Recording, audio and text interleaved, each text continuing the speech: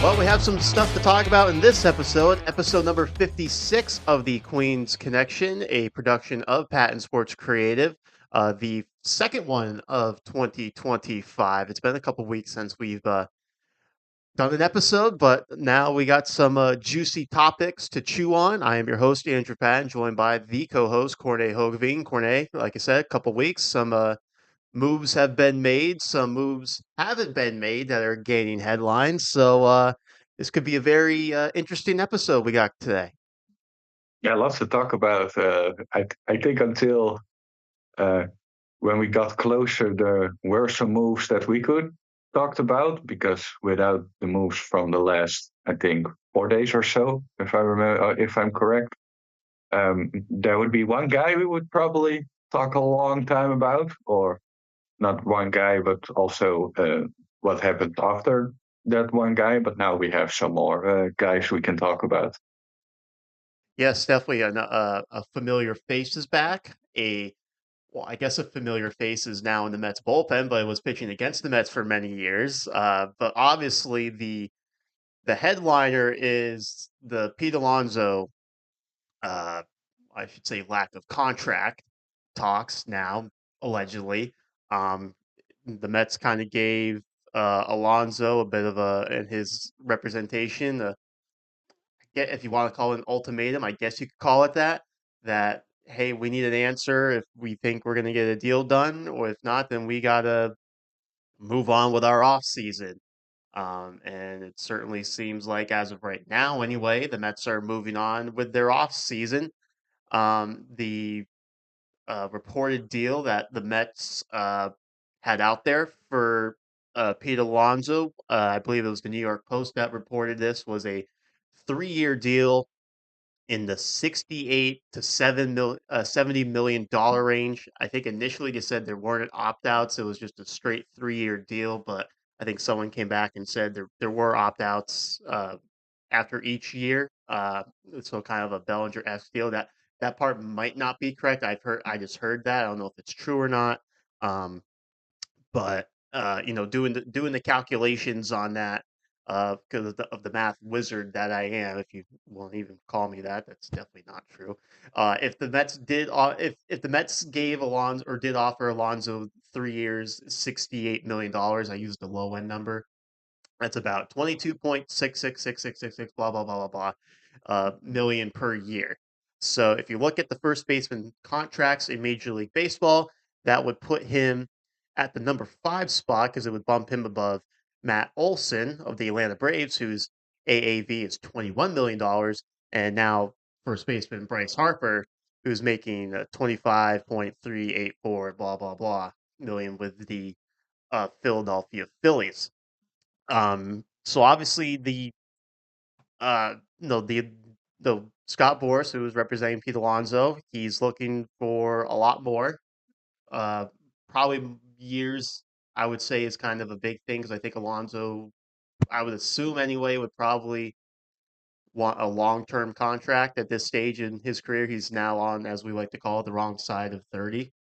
Um, and you know, and we've talked about it on here, but mostly you bring up the fact that power hitting first basemen that are in their 30s don't typically generate big contracts and whatnot. And I guess they're trying to break that mantra or whatever. But um, it seems like this thing's going to drag on for a bit. I guess the Blue Jays are allegedly involved with Alonso. We've heard the Angels have checked in, the Giants have kept their eye on Pete Alonso. So this Alonso saga continues, and um, who knows how much longer it's going to go? It could last into March.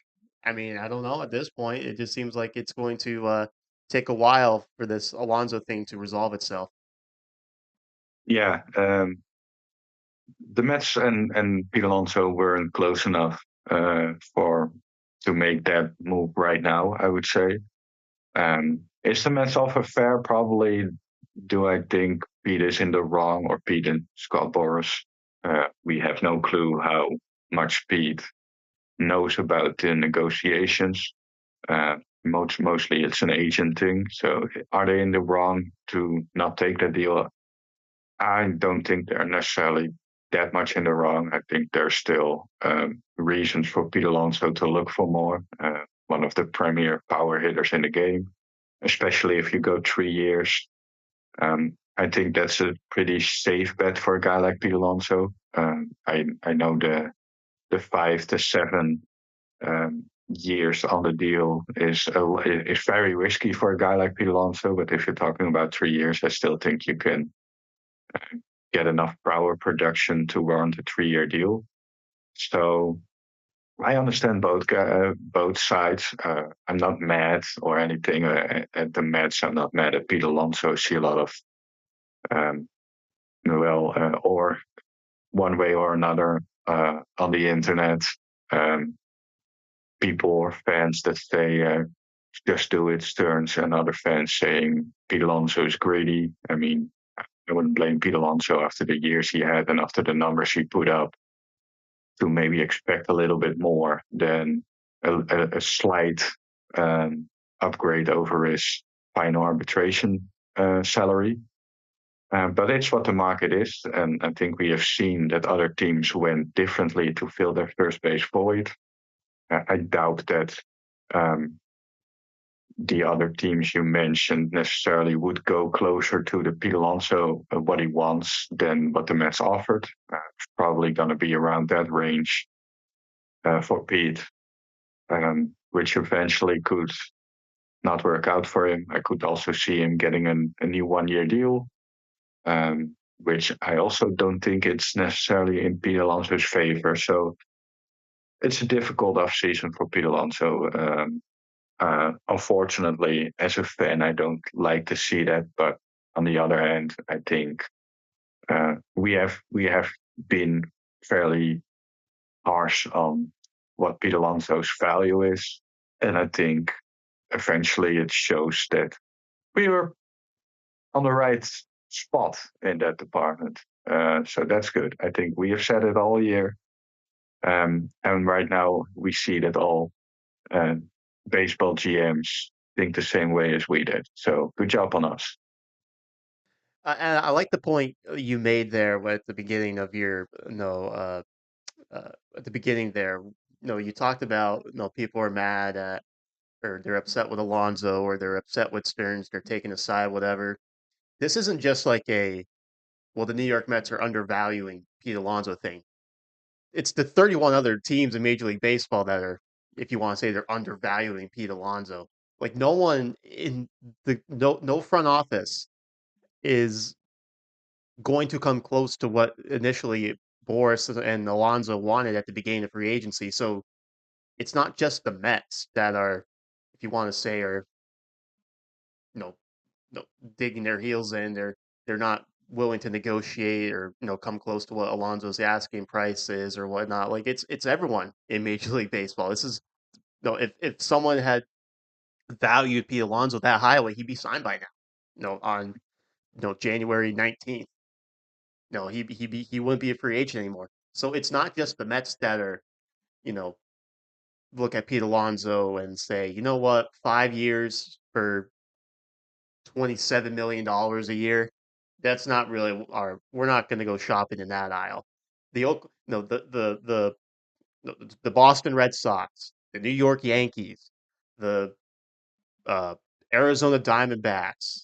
Teams like that. I mean, like no one is going. No one thought Pete Alonso was worth that. It's not just David Stearns, and I guess that's the thing that gets me a little riled up. Is like everyone's on David Stearns' case, and if you are, then okay, that's your opinion and whatnot. But David Stearns is not the only executive in baseball that doesn't believe Pete Alonso's worth $28 million a year.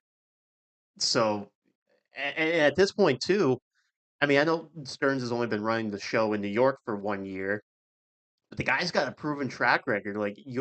And you kind of have to have some faith in him that he's smart enough to figure it out. Now, whether you believe in, if you think, because at this point in the offseason, the solution is going to come internally, and we can transition to that if the Mets do, in fact, move on from Pete Alonso. I mean, I guess there's possibilities. There's the Vlad Jr. talk, and I don't think that's realistic at all. Like it's fine to check in like the Mets did, I guess, according to the report, but you're not. I don't think Vlad's on the option right now anyway in the off season.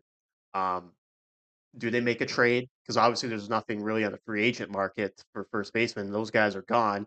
Do you make a trade? Possibly. We'll have some names to share there, but I think if you had to place bets, I think the odds are the first baseman is in house right now, and if that's Mark Vientos. If um, people, Brett Beatty's shown some versatility down in AAA. Do you want to try him out at first base in spring training, see how that goes? I don't know. Maybe that's an option. Um, but it seems like the Mets, they're either just gonna ride it out with what they got in house, or they're gonna make a potential, I shouldn't say minor trade, because some names that we're going to potentially, we'll bring up, some are have a little bit more value than others, but it doesn't seem like the Mets are going to be going big. I should say for a first baseman replacement. No, I don't think necessarily big. I do see that the Mets have the funds prospect-wise to make a trade um, to help or at first or at third. I mean, it depends on what the Mets see fit with Vientos too. But I think making a bet right now, I think Vientos is our first baseman. I still, by the way, I'm not 100% certain that Pete to the Mets is not going to happen just because of all the other teams, um, you know, haven't really made that move as well. And I think the Mets are still a fit for Pete. So I'm not definitely not 100% sure with all the reports that it's done. I think the signings that the Mets made after, I mean, that they don't show, I think there were signings that probably would have happened anyway. So until there is something other thing that happens that makes Pete as our first baseman really, not makeable, let me say it like that, then I will fully say that Pete is not a man in 2025. Until that point, right now, Jesse Winker is your DH, your platoon DH probably, and AJ Minter obviously is not making Pete Alonso not be the Mets first baseman. But there are some options. You mentioned the internal options. I could see the Mets do like they did last year, um, start the season with some youngsters and see what fits. We have Mauricio, we have Beatty, we have Acuna, three players who can play in the infield, um, which provides, throw it against the wall and see which one sticks. The Mets did that last year at third base too. With everybody's not happy with that, and then all of a sudden we had Mark Vientos. First to admit that I was not right with Mark Vientos and I was not right with Brett Beatty so far. But Brett Beatty might get that other chance. I saw a tweet somewhere that he's been making adjustments, getting the ball in the air more in AAA after his demotion. So there were some good signs in AAA. Mauricio obviously coming back. Acuna did well. We could see maybe a guy like Jose Iglesias come back and play some third base there with Mark Vientos at first. Um, Other trade options, I think Yandy Diaz is a sneaky one for the Tampa Bay Rays. The Rays are always open to trading. He's on the wrong side of 30, so the Rays obviously like to get young prospects back for Yandy Diaz. I see that as a possibility. I mentioned to you Spencer Torkelson, a guy, former first overall pick from the Tigers, who hasn't been really good in Detroit. And with Detroit getting Gleyber Torres and moving Colt Key to first, there is the spot for Spencer Torkelson there, race against lefties. So I had a view in my mind that Mauricio is a better left-handed hitter, can be the third baseman with Mark Vientos at first against right-handed pitchers, and then Torkelson at first with Vientos at third against left-handed pitching. I think that's, in my opinion, a solid neither for call you can make. Obviously, the Mets have another guy in Brett Beatty that is a guy with a lot of potential, with Detroit not having a third baseman. So I see a fit there. So there are still options, and we know Stearns could get an option which we didn't mention, and all of a sudden he finds his replacement there. Ryan McMahon is, by the way, another guy who I think is on the trade market from the Colorado Rockies, who could be at third base, move Vientos to first. So there are options besides the internal options the Mets have on the trade market. So I am a believer in the Mets finding a bet somewhere for one of those two spots, um, and have a little bit more flexibility, because I do believe that right now, if you look at the bottom of the order right now, it's too many question marks, in my opinion. Yeah, and I think the thing too with when it comes to the roster construction, you talked about maybe going into the season with the young guns, and if it doesn't work out, then you make the moves. And David Stearns is not afraid to make the moves. I mean, we saw he DFA'd Omar Narvaez and Joey Wendell, guys that weren't even close to cutting it last year, and he substitute them with Jose Iglesias and got Luis Torrens from the Yankees. And obviously those guys were key cogs in the Mets run to the NLCS last season. So David Stearns, like I talked about, like I think people just have to have faith in him. He's got the track record in Milwaukee, like I talked about, and even just last year alone, like he made some pretty savvy moves. And do all of them work out? No, no, they all didn't work out. But um, I have a lot of faith that David Stearns knows what he's doing and is making the correct evaluations and whatnot. So I'm pretty comfortable with the Mets president of baseball ops to you know handle this situation correctly and assemble a good roster for 2025. I mean, they got Juan Soto this offseason too. It's not like this offseason has been a complete dud. Like I've heard people say, well, they've kind of punted on this. Like, what the hell are you talking about? They punted. They just gave out the biggest contract in baseball history, sports history. Like, come on, let's I get people like Pete Alonso. I get it, but you need to kind of take a step back and be like, the Mets have still had a pretty good offseason.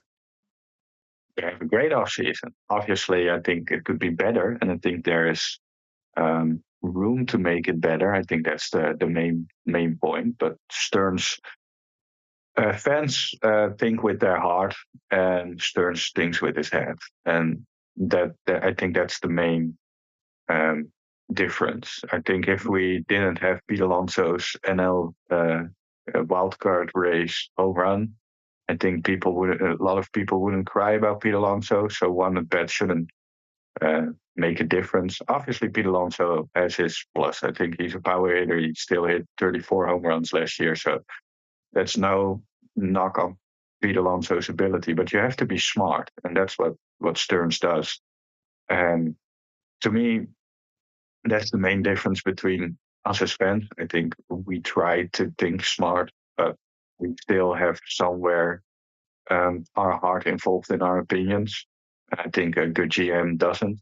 Uh, I would have been comfortable with giving Pete Alonso 3 year 90 for example, but I understand that the value isn't there. So I totally understand David Stern's not doing it. So um, we have a great GM in house. Even last year, like you mentioned, if you look on paper before the season last year, you wouldn't think anything of it. The Mets have a good coaching staff. The Mets have a good GM, and the Mets have a good owner. Players play hard. Players want to be here, and GM is smart. And if you get to the playoffs, anything can happen. So I still have a lot of faith in this Mets team, at least getting to the postseason, and then hopefully bring it all. Obviously, the National League is a very tough league to win.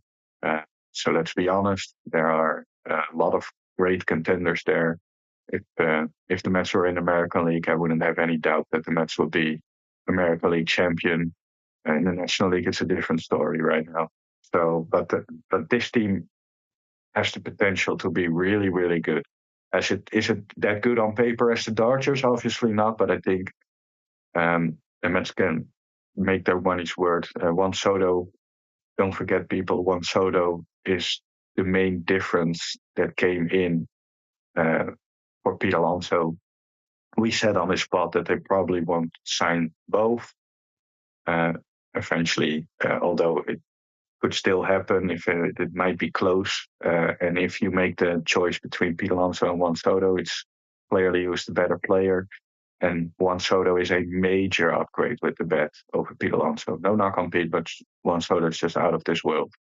So you have a really, really good top five in your lineup with the platoon. I like the platoon Winker Marte. I think that works. Uh, I still think we make one more move to solidify and to make the back end of the lineup a little bit less full of question marks. But even if that's not the case, I'm still pretty pleased with this offseason. I won't doubt that. I won't never doubt what Stearns does to provide the team uh, on the field. Yeah, I think that was all very well said as we've now spent 20 minutes on the Pete Alonso thing, and there's other things to talk about. So I think we've said our piece. So uh, I think it's time to do what the Mets are potentially doing and moving on to the next subject here. Uh, and we've mentioned him a couple times already. Let's talk about Jesse Winker coming back to the New York Mets. It's a 1 year deal, $8 million. I think there's some incentives and whatnot. I can bump that up a little bit. Obviously, I mean, what is there to say about Jesse Winker that we haven't already said? You know, villain turned hero. Uh, and came over to the Mets at the trade deadline or a couple days before the trade deadline from the Nationals last season. Got off to a nice start, kind of hit a little bit of a wall um, in early September, but the postseason came around, and boy, was he awesome in the postseason. His OPS in the 2024 postseason was 1,167. So the OPS is pretty damn good. Obviously, hit the home run off Aaron Nola in Game 3 of the divisional series, and really Jesse Winker totally embraced being the Met. He loved it. You know, you could just tell he's one of those genuine guys. He's a good clubhouse guy. He's kind of a guy who's going to rally the troops on it and off the field. Um, so he comes back to the Mets, like you said, he's going to be probably a platoon DH with Starling Marte at this point right now. Maybe he gets some games in the outfield every now and then, but mostly probably going to be a DH. Um, and I like the deal. I like having Jesse Winker back for all the reasons I said, and um, glad that he's going to be coming back to Queens. Yeah, we're gonna have some fights, I bet, next year with Jesse Winker and Jose Siri on the same team. Oh, I didn't even think about Jose here. I forgot about that. Yeah. Oh, this is going to be great. I love this. It's gonna be fun. Let me say it like that. It's one thing we have mentioned in earlier seasons that we might lack. I think this year we don't like it. I think Jesse Winker and Jose Siri are gonna piss off a lot of a lot of opponents together. That's So okay. looking forward to that. Definitely look forward to that. But yeah, like you said, Jesse Winker and Mets fans loved. I think even if he was when he was the enemy, a lot of people had respect for Jesse Winker. It was like a fun thing to have with Jesse Winker, and also because of the comments Jesse Winker made, I think. Um, but right now he's embraced being a Met, and yeah, the Mets fans love Jesse Winker. If you look at his regular season numbers with the Mets, you don't think if you look at that alone, you don't think why Mets fans love Jesse Winker so much because in the regular season he wasn't that good. Obviously, in the postseason he was great. So if you put that together, I think overall in the time as a Met, he had a pretty nice OPS, I would say. But yeah, he's just such a cool dude, a vibey dude. I think he's weird. He's a weirdo, but he's also a very good hitter against right-handed pitching. And I think that's obviously if he wasn't a good hitter against right-handed pitching, he wouldn't be here. You talked about the platoon with Marte. I would give you the 2024 numbers of both of those guys against how it's gonna work. And Jesse Wink had a 258, 366, 422 against right-handed slash line. So obviously a pretty decent on base percentage, I would say. Some pop. And Marte hit 310, 384, and 460 against lefties. So, um, I mean, if you have that as a platoon, I think that's could be money, and still you could have a useful job for Starling Marte, who's obviously not been a good outfielder. His legs are, um, unfortunately, legs aren't what it used to be. He still owes a lot of money, so if you want to trade him, you're not getting anything in return. So right now, I think you find a spot. The Mets try to trade Starling Marte. I think that's a good point to make as well. They didn't find a good trade um, to get just rid of him. That's what you're eventually gonna do when you trade Starling Marte. I like the guy, but the value with the contract is not there for Starling Marte. So right now you still have him on the roster. I think same with Winker. He's gonna make maybe a couple of outfield starts here and there. Maybe get Juan Soto off his legs or Brandon Nimmo off his legs. That won't be great, but he's out there that have serious center, and that will help a lot. But with the bat, I think this is the making of a very very good platoon. So I'm liking this move for several reasons.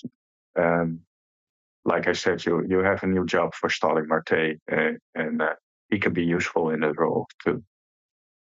Yeah, I think it's funny how an off season ago, um, there were a lot of people that, when it came to the DH position, they wanted the JD Martinez. They wanted the one guy in the DH spot, and now the mindset has kind of shifted a bit more to our side of it. You like have the DH spot kind of be a um, well, I don't know if rotational spot's the right word. I mean, because obviously a lot of the time it's gonna be Winker, Marte there, the DHs, but you can still kind of what we were alluding to. You can still use the DH spot as a get Juan Soto off his feet for the day spot, get Brandon Nimmo off his feet for the day spot.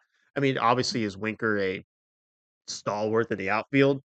No, but you got Jose Siri patrolling center field, and then honestly, probably when you get to the seventh inning, if Tyrone Taylor's on the bench that day, he's going to come in as the defensive sub and patrol left field. So you can make it work even if Jesse Winker has to start a game in left field or something like that. Because that's what David Stearns has done. He's created good solid depth. You got two guys in Siri and Tyrone Taylor. Are they going to blow it out of the water with their offensive stats? Maybe, maybe not. Um, but they provide so much defensively where if one is on the bench, he can come in late in the game as a defensive sub, and then you got both Jose Siri and Tyrone Taylor patrolling the outfield. That sounds pretty good to me. Yeah, definitely. I think Siri in center field is gonna help both of. It's gonna help Juan Soto too. He doesn't have a lot of range. Siri has tremendous range, especially to right field. We see clips where he get to balls where um, I haven't seen Harrison Bader get to. Let's be honest. He has such so tremendous range. I think he's elite out there, and that's what the Mets need with Soto already. And then if you have Mateo Winker out there, obviously what they can get to, they get, but their range is limited. So if you eventually do that and get Soto off his feet or Nimmo off his feet and have them DH and put Winker in there, just play Siri, and I think you'll be fine.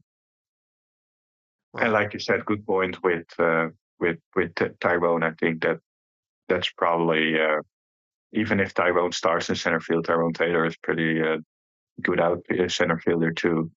You can make that move and have Siri in center. So both of those guys would be enormous for us. I And I'm know. all good with it, by the way. The Oh yeah, bat, yeah, but I'm all good with those two guys patrolling center field. Center field is such an important position yeah. to have great bats, and we now have that. Strong up the middle. That's what that I think David Stearns had talked about last off season, and he's certainly shown it when it comes to having a guy who should be a Gold Glove finalist probably almost every year, and Francisco Lindor, and obviously Jose Iglesias was on the team last year, patrolling second base down the stretch in a playoff chase, and was very good there defensively, and obviously Tyrone Taylor, Harrison Bader last year, and Luis Torrens, Francisco Alvarez. Obviously still some things for Alvarez to work on when it comes to catching and whatnot, but still, no, not it's not a liability behind the plate. Put it that way with No. Francisco Alvarez. Well, Francisco Alvarez is going to have a new left-handed arm to catch out of the bullpen as the Mets have brought in former Atlanta Brave AJ Minter on a 2-year, $22 million deal, but Minter can opt out after the first year. And obviously, if you don't know AJ Minter, then I don't know if you've been watching when the Mets played the Braves the last few seasons. A really good, solid arm out of that Atlanta bullpen. Last season, a 2.62 ERA. His whip was just barely over 1.01, 35 strikeouts and 34 in the third innings and 39 appearances. You go to his Baseball Savant page. There's a lot of red, which, if you know Baseball Savant, is a very good thing. So a nice solid arm the Mets are getting in their bullpen, and obviously him being left-handed helps too. Because now it gives because right now the only left-hander was, if memory serves correct, is Danny Young on the 40-man roster. Obviously, they have Hennessy Cabrera on the minor league deal. So there's some it creates more left-handed depth in the bullpen. Obviously, AJ Minter is going to be a more back end guy. Like I think people like to use the word setup man for Edwin Diaz. But AJ Minter to the Mets, I love it. I like the pitcher, and I just like the fact that he's coming from the Atlanta Braves. Yeah, that definitely true. Also, very smart guy. I've seen some clips of him on YouTube. He talks very, very smart about pitching. So I think that combination with Jeremy Hefner, I think those two guys gonna have a lot of interesting conversations. Or I would love to just be a fly on that wall, sitting there and listening to those two guys talk pitching. Great move. I think this makes this bullpen pretty elite. I think right now, if you look at the back end and the depth that the Mets have in the bullpen, I think it's an elite bullpen, and it's not just me saying as a Mets fan. But Edwin Diaz was unlucky last year. If you look at his baseball savant page of Edwin Diaz, it's also a lot of red, which is good. We have Daniel Nunez, who was awesome last year. I have a feeling people forget Daniel Nunez at some point. And then you have Jose Buto, where they ERA slightly over 2 as a reliever last year. Lethal against lefties. Maybe not in the playoffs, but overall lethal against lefties. Um, I think the playoffs are a wash. Yeah, I think Buto might be a little bit overworked in the playoffs, but in the regular season, I think if our memory serves me correct, was the OPS against lefties around 500, which is great. So um, you have Reed Garrett, who, if Reed Garrett has it, he can give you some big outs. Some Reed Foley, same if he's healthy. He's really good. Also, all red if you look at the baseball savant page of Sean Reed Foley. So we have a pretty elite bullpen. Griffin Canning, obviously, or Canning Griffin. I always forget what his name is. Is it Griffin Canning or Griffin Canning Griffin? Griffin Canning. Griffin Canning. It's two first names. It's difficult. I'm gonna get it. But he's a guy who can give you innings, which is also important. I think the bullpen is done. I see fans saying that the bullpen isn't done. I think it's done because you have Sean Reed Foley, you have Jose Butu are both out of options. I think those were the next arms that probably wouldn't be in the bullpen. Uh, and so I think, excuse me, the cat walks in front of Andrew. That's why I'm laughing. We have no fans who can watch us, Andrew. So, That's okay. but yeah, that's probably good right now. Yes, but so I think it's done because you're not going to lose those guys. So those guys are part of your bullpen if healthy. And the depth behind there is also pretty good. You still have Dylan Covey. You still have Urget, um, Hangerman, Young, obviously Zuber, who has been working on a new changeup. I saw. So lots of depth there too. So very pleased with how the bullpen is after the 8 game Inter signing. Yeah, and the Mets also picked up another arm via waivers. They claimed Austin Warren from the San Francisco Giants. He had um, just a cup of coffee with him last season, but pitched to a 1.69 ERA in 6 games, 10 and two thirds innings, so he can give you a little bit of length out of the bullpen. It looks like, and seven strikeouts in those 10 and two thirds innings. So no, just another arm, another depth arm to get in here. And I love that you talked about the depth because the Mets do have some depth in that bullpen. You threw out some of the names already with Dylan Covey, Justin Hagenman, Herget, now Austin Warren. We've mentioned Hennessy Cabrera's on a minor league deal. They also signed a couple more relievers to minor league deals, if memory serves me correctly. The position player who turned pitcher, Anthony Goes, uh, Oliver Ortega. So there's definitely some more I'm probably not thinking of right now. Um, but yeah, this pitching staff, Huskar Brazaban, we didn't mention Huskar Brazaban. Oh, yeah, Um, no, this pitching staff, starting and relieving, they've got a lot of arms, which obviously you need a lot of arms to get through 162 game seasons. So I mean, tip of the cap to, once again. I mean, you might as well just say no, this is just a David Stearns fanboy episode, whatever. But David Stearns has established some really deep pitching depth for this upcoming season. yeah, absolutely. Brasselbaum, by the way, if you look at his baseball savant page, that's crazy good too. And that's now a guy who's probably, a little bit outside in rating in Triple H. So it's crazy how good and deep and elite this bullpen could be. I think you can throw in any arm I mentioned. Obviously, uh, Griffin Canning is the guy you can get in lopsided games, but the other arms you have in your bullpen can all be in there in high leverage spots. And I fully trust Mendoza and Derek, and the pitching and Jeremy Hefner and the bullpen coach to make those arms not getting overworked. So the bullpen to me, it's going to be a crazy good bullpen, and I think that's with the pitching staff, with the starting pitching. Obviously, uh, I think the starting pitching is good, but you have some innings question marks there in how much can Clay Holmes give you, also in innings wise per start. Senga is obviously the same.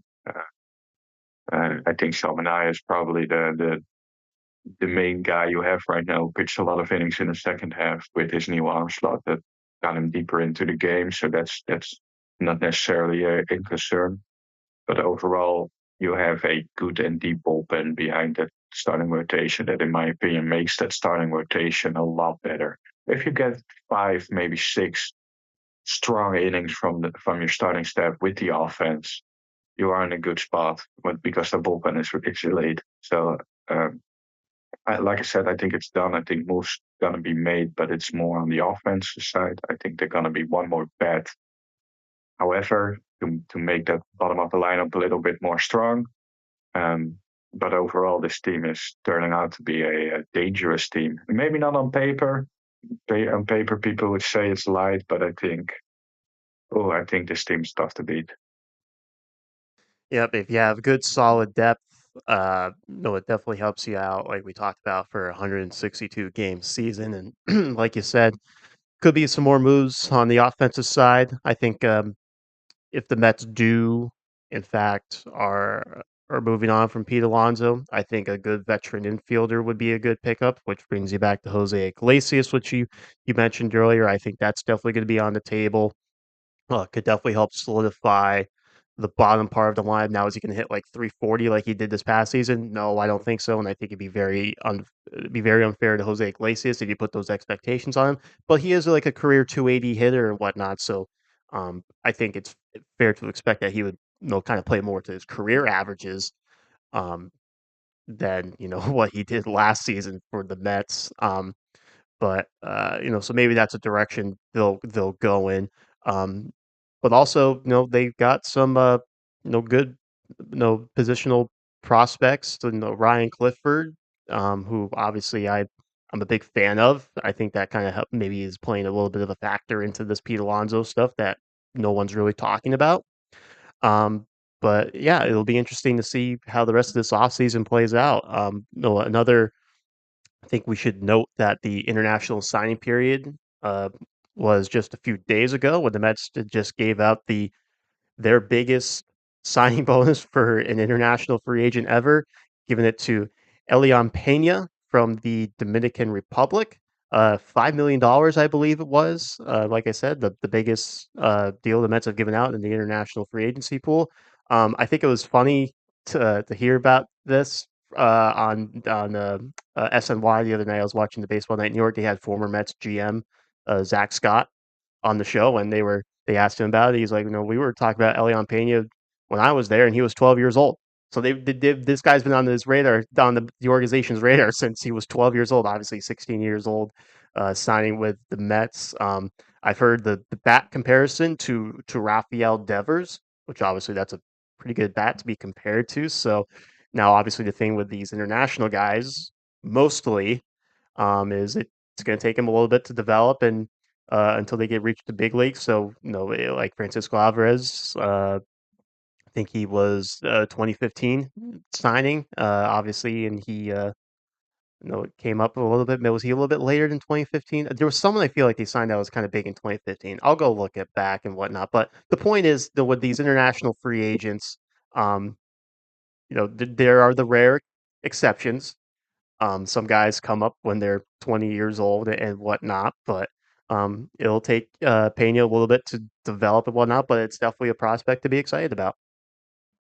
Well, I have seen some clips from Elian Pena, and I am aware that the young guys are committed to a team very early in the Dominican Republic and all the other countries around there.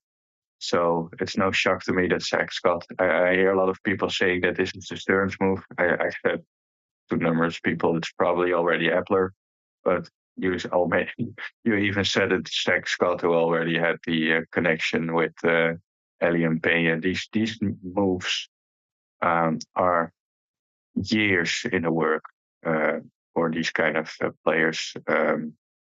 16 years old, so I wouldn't be shocked if he's in the majors around 2021 because his approach is matured, I have heard.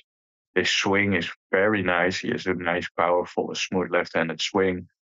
Um, so it could be a in international free agent quick, I would say, because obviously being 16, it's not like you'll be in the majors in 2 years. So it could be a quicker than the other international free agents that we've seen. It's a crazy good talent, and I think the second highest international signing bonus the Mets gave out was Giovanni Rodriguez for 2.65 or something like that. So it's a steep price. It's almost double of the what Giovanni Rodriguez got.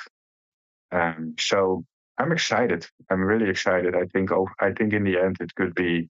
I mean, everybody wanted Roki Sasaki, who's obviously a crazy get, and if Roki Sasaki would have been a Met eventually, um, would be definitely be nice. But would have lost Ilian Pena, and I think maybe in about 5 to 7 years, we think back and say, boy, I'm glad we didn't get Roki Sasaki.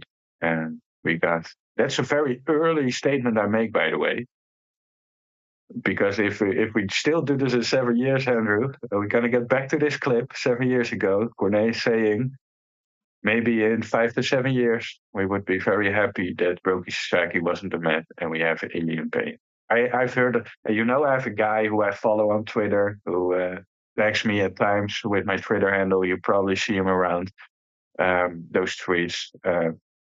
He is there and he heard so many great things about Elian Pena. So that also makes me very excited.